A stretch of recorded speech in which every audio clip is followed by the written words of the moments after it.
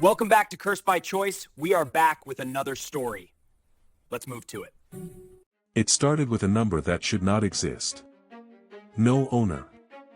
No carrier record. No online trace. Just a 10-digit sequence whispered across forums, comments, and private messages, always followed by the same warning and the same temptation. Do not call this number. And if you do, never say your name first. Tonight, we're calling it. What you're about to hear is not a story passed down or a rumor recycled. This is a reconstruction based on call logs, audio fragments, police records, and 3 people who agreed to talk before they disappeared. Every name you'll hear belonged to someone already dead at the time of the call. Every voice knew who was listening. The first verified call happened at 2:17 a.m. A college student named Adil dialed the number on a dare. The phone rang once. Not twice. Once. Then someone answered, already breathing. No greeting. No static. Just breath, slow and close, like lips pressed against the microphone. Adil laughed. Nervous. Mocking. He said hello. The voice on the other end replied with his full name. Not guessed. Not asked.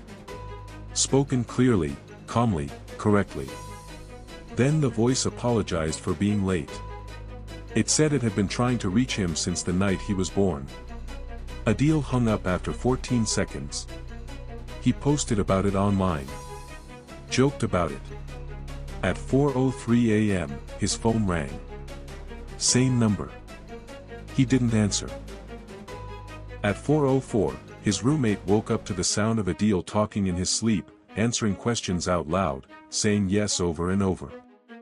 Adil was found dead that afternoon. No injuries. No toxins. Cause of death listed as sudden cardiac failure. His phone history showed 1 outgoing call and 1 missed call. Both to the same number. That's when people started calling it on purpose. They expected jump scares. They expected pranks. They expected silence. What they got were conversations with people who should not have been able to speak. Murder victims. Accident victims. Unidentified bodies pulled from rivers and burned buildings. And every single one of them knew exactly who they were talking to. The calls follow a pattern. The phone never rings more than once. The voice never asks who's calling. It already knows. The voice always belongs to someone whose death was violent and unresolved. And the voice always begins by confirming details no stranger could know. A man named Hassan called the number while recording. On the line was a woman later identified as a stabbing victim from 10 years earlier.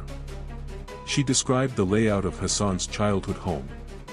She mentioned a scar on his knee from a fall he never told anyone about. Then she asked him why he was still pretending the accident wasn't his fault. Hassan demanded to know how she knew that.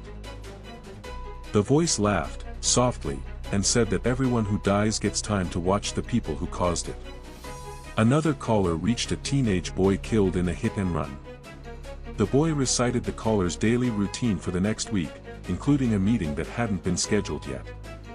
When the caller interrupted, the boy corrected him and said the meeting would be scheduled tomorrow, after the phone call, because he would feel nervous and want company. That meeting happened. What makes this number different from every fake horror story online is consistency. The voices never scream. They never threaten. They don't need to. They talk like hosts waiting for a guest to arrive. They talk about time as if it's already finished. They talk about death as if it's a room you eventually walk into, whether you're ready or not. And then there's the final question. Every caller hears it eventually.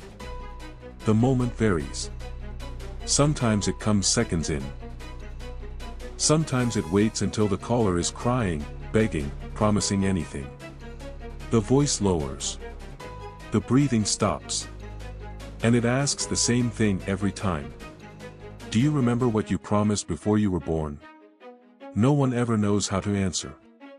The last known recording comes from a woman named Sarah, a journalist who decided to document the calls from start to finish. She didn't believe in curses. She believed in patterns.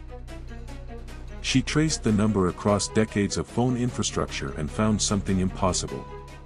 The number predates modern telecom systems. It appears in old switchboard logs under different formats, always routed to nowhere. No destination. No endpoint. Sarah called the number live on her channel. The voice that answered belonged to her brother, murdered 15 years earlier. His case was never solved. His voice sounded older than she remembered. Tired. He told her he had been waiting for her to stop lying to herself. He said he didn't blame her for what happened, but others did. He named them. He named one person watching the stream in real time.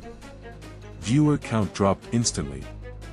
Sarah asked the question no one else had asked. She wanted to know what happens if you refuse. The voice went quiet. Then it said refusing was not an option. It said the call was not an invitation. It was a reminder. The last thing recorded isn't a scream. It's Sarah whispering that her phone is ringing again. The call log shows the number calling her back before she disconnected the first call. 2 connections. Same number. No explanation. Sarah never uploaded another video. The number is still active. People still call it. And according to the most recent reports, the voices have started asking a new question. They're asking why you're watching, and how much longer you think you have. I hope you like the story, so don't forget to share it and subscribe to my channel.